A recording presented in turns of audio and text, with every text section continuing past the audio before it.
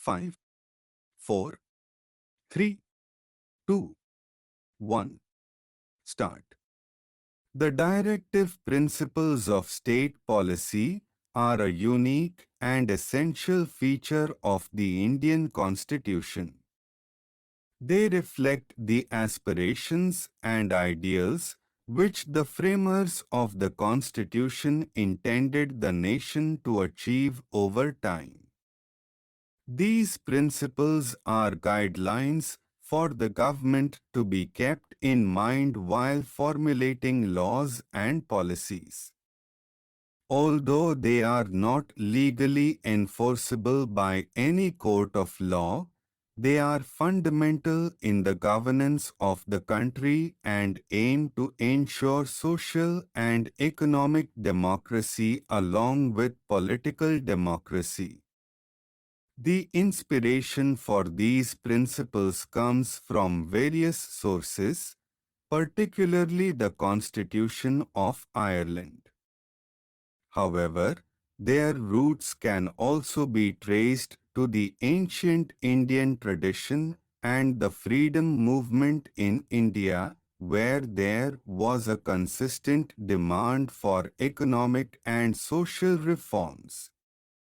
The inclusion of these principles was a reflection of the vision of a just society. They embody the concept of a welfare state where the state shall strive to promote the welfare of the people by securing and protecting a social order in which justice, social, economic, and political, shall inform all the institutions of national life. The directive principles cover a wide range of subjects and are found in Part 4 of the Indian Constitution. These principles have been classified into various categories, such as social and economic principles, principles related to Gandhian ideology, and those related to international peace and security. The social and economic principles are aimed at securing economic justice and eliminating inequalities in income and status. These include provisions for the right to an adequate means of livelihood, equal pay for equal work, protection of children and youth against exploitation, the right to work, education, and public assistance in certain cases, and provision of a living wage and decent standard of life for workers. The principles related to Gandhian ideology aim to promote the ideas and values of Mahatma Gandhi. They emphasize the importance of organizing village panchayats, promoting cottage industries, prohibiting intoxicating drinks and drugs harmful to health, promoting educational and economic interests of weaker sections, and protecting the environment and natural resources. These principles are a reminder of the significance of rural development, self-sufficiency, and the upliftment of marginalized communities in the overall development of the nation. The principles related to international peace and security aim to maintain friendly relations with other countries.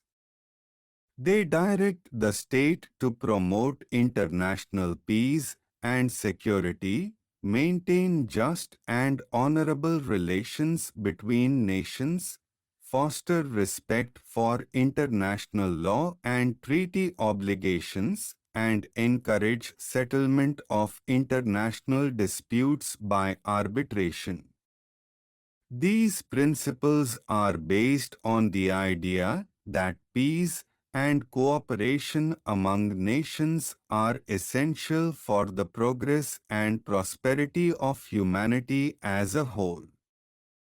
Though the directive principles are not justiciable, they have played a crucial role in shaping the legislative and policy framework of the country.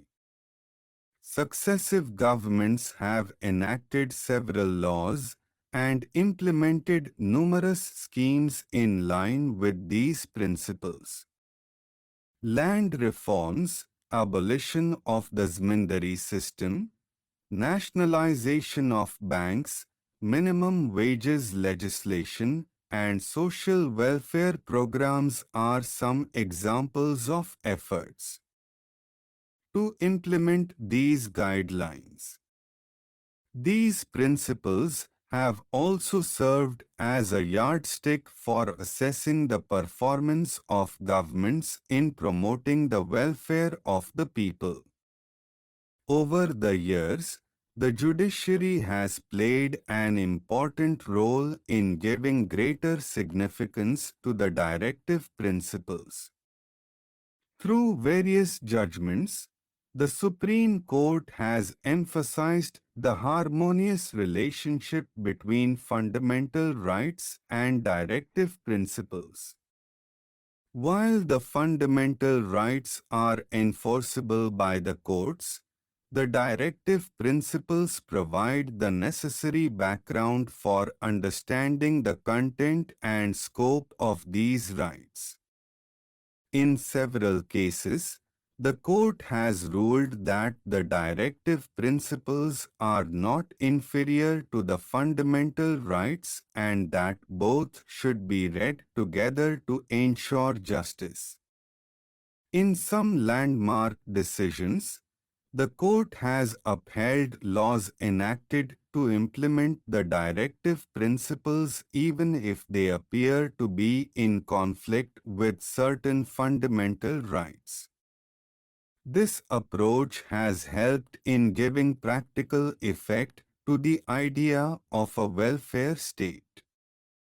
The constitutional amendments, especially those related to the right to education and the inclusion of certain directive principles as fundamental duties, also reflect the growing importance of these principles in the constitutional framework.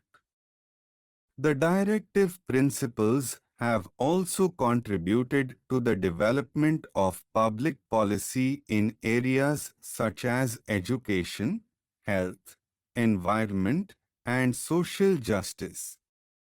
Policies related to free and compulsory education, midday meal schemes, employment guarantee programs, rural development, and environmental protection can be seen as efforts to translate the spirit of these principles into action. They have served as a moral compass for the government and helped in promoting inclusive and sustainable development. Despite their significance, there have been criticisms regarding the implementation of these principles. Critics argue that many of the ideals enshrined in the directive principles remain unfulfilled due to lack of political will, resource constraints, and administrative inefficiencies.